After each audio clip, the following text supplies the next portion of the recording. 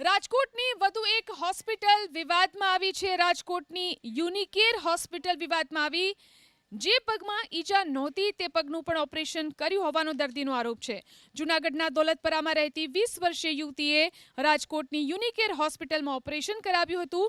યુવતીનો આરોપ છે કે હોસ્પિટલના તબીબોએ ભૂલથી જમણા પગનું ઓપરેશન કરી નાખ્યું. જોકે હોસ્પિટલના સંચાલકોએ દર્દીના આરોપોને ફગાવ્યા છે. સંચાલક કાર્તિક શેઠે દાવો કર્યો કે યુવતીને ડાબા પગમાં સિન્ડ્રોમ હતું, જેની અસર જમણા પગ પર હતી. પરિવારની સહમતિ લઈ અને બંને પગમાં ઓપરેશન કરવાનું હતું.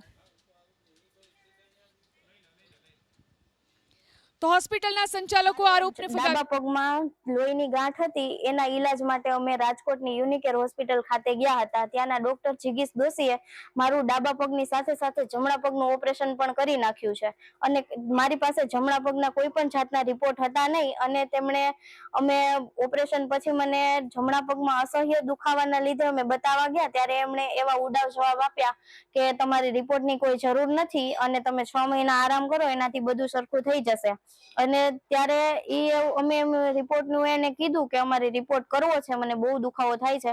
તો એવું કહે છે કે તમે બીજા કોઈ ડોક્ટરની સલાહ લેતા હોય તો એમને બતાવો અને એમની પાસે રિપોર્ટ કરાવી લ્યો, તમારે જેમ કરવું એમ કરો, આવા જવાબ આપે છે.